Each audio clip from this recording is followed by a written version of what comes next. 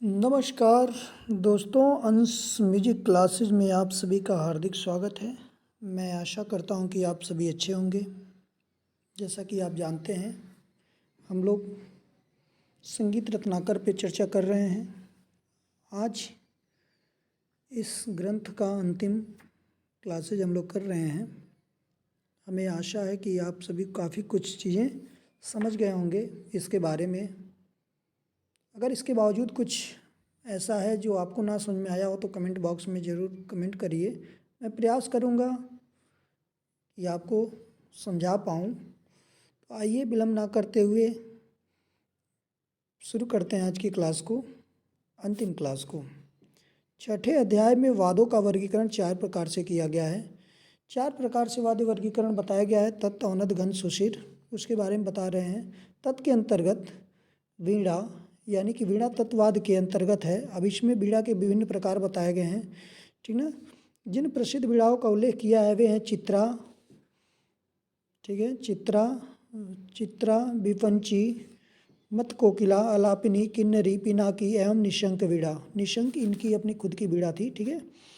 तो इन वीणाओं को ये तत् के अंतर्गत रखे हैं। तत् क्या होता है, वीडियो बना हुआ है, पहले आप जाके हमारे यूट्यूब चैनल पे देखिएगा, उसमें मिल जाएगा आपको वीणा के जो है वाद्यों के वर्गीकरण में। तत्, तार से बने हुए वाद्यों को तत्वाद कहते हैं, ठीक है। सुशीर वादों में, यानी कि जो फूंक के बजाए जाने वाले वाद्य हैं, उसमें वंश, पाव, पाविका, मुरली एवं मधुकरी है, ठीक है। श्रृंग श्रेणी के वादों में काला, तुंडिकिनी तथा शंख आदि उल्लेख किए गए हैं इन वाद्यों के, ठीक है ना। चर्म वादों में, यानी कि चमड़े से बने हुए वाद्यों में पटा है, मर्दल है, हुड़ुक्का है, घट है, डक्का है, रुंजा है, डमरू है, दुंदुभी है, भेरी है तथा तुम्बकी आदि। ये सारे वाद्य जो हैं वो चमड़े से बने हुए औनद वादों के अंतर्गत आते हैं, चर्म वादों के अंतर्गत आते हैं। घन वादों के अंतर्गत, यानी कि घन का मतलब कि जो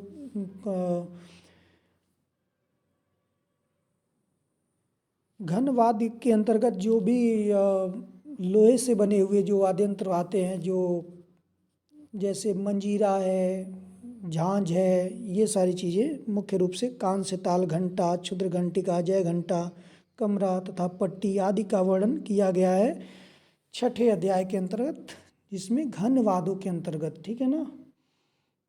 अब आगे देखते हैं कि 7वें अध्याय में नृत्य और नाट्य संबंधित वर्णन प्राप्त होता है। शरीर के अंगों व अभिनय आदि का वर्णन नर्तना अध्याय के वर्णन विषय है, यानी कि लास्ट नर्तना अध्याय जो है इनका, इसमें नृत्य और नाट्य से संबंधित कैसा वेशभूषा होना चाहिए, कैसे नृत्य का फॉर्म होना चाहिए, क्या करना चाहिए, इन सब चीज़ों के बारे में इन्होंने जिक्र किया है, बताया है अपने अंतिम और 7वें अध्याय के अंतर्गत। शारंग देव ने अपने समय में प्रचलित व्यवहृत रागों को 10 वर्गों में विभाजित किया है। पहले ही मैंने बता दिया है, 10वें राग वर्गीकरण की चर्चा इन्होंने की है, ठीक है। ग्राम राग, राग, उपराग, भाषा, विभाषा, अंतर्भाषा, उपांग, क्रियांग, भाषांग तथा रागांग, ठीक है।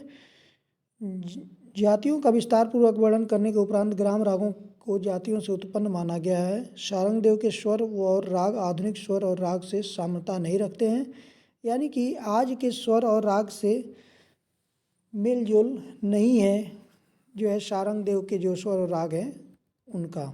इसका कारण यह है कि उन्होंने जो श्रुत्यांतर स्थापित किए थे वे आज के श्रुत्यांतर से भिन्न है। आज श्रुत्यांतर 9 और 13 का माना जाता है, लेकिन इन्होंने जो है 8 और 12 का माना है, ठीक है। इसलिए ऐसा नहीं होता है। भरतकृत नाट्यशास्त्र एवं विदेशी के आधार पर शारंग देव ने अपने ग्रंथ का सृजन किया था। भरतकृत जो नाट्यशास्त्र और विदेशी है उसको आधार मानकर इन्होंने अपने ग्रंथ का सृजन किया, रचना किया, पर उनके काल में जातियों का लोप हो चुका था। अब भरत और मतंग के समय में जातियाँ गाई जाती थी, इनके समय तक जो है शारंग देव जी के समय तक प्रबंध गाया जाने लगा और शारंग देव जी के समय तक जातियों का लोप हो चुका था। इस कारण वर्तमान समय में हम जिन वादों का प्रयोग कर रहे हैं उनसे मिलते जुलते लगभग सभी वादों का वर्णन संगीत रत्नाकर में किया गया है। संगीत रत्नाकर में वर्णित वादों का प्रभाव वर्तमान समय में व्यवहृत वादों पर स्पष्टतः दृष्टिगोचर होता है, ठीक है। संगीत रत्नाकर में जो वर्णित वाद्य हैं उनका प्रभाव वर्तमान समय में भी जो हमारे जिन वाद्य यंत्रों को हम यूज कर रहे हैं, प्रयोग कर रहे हैं, उसमें स्पष्टता नज़र आता है। शारंगदेव ने पदार्थ संग्रह प्रकरण के अंतर्गत संगीत रत्नाकर में वर्णित संपूर्ण विषय का संक्षिप्त वर्णन किया है। यानी कि कुछ भी शारंगदेव जी ने छोड़ा नहीं, संपूर्ण चीज़ों का जो है वर्णन किया आपने इस ग्रंथ में। तो आप एक नोट्स बनाइएगा, जो भी हमने ऊपर वाद्य यंत्र बताए हैं, 4 प्रकार के जो वाद्य यंत्र होते हैं, 4 प्रकार के वाद्य यंत्रों का एक चार्ट बनाइए, और जो भी वाद्य यंत्र आपको इस तरीके से अलग अलग विभाग के मिलते हैं उसमें नोट आउट करते जाइए। एक अच्छा आपके पास संग्रह होगा। ठीक है, तो वीडियो कैसा लगा ज़रूर बताइएगा। कृपया आप लाइक, कमेंट और शेयर ज़रूर करिएगा। सब्सक्राइब करिए चैनल को। फिर मिलते हैं अगले कंटेंट के साथ अगले क्लास में। Thank you, thank you, thank you.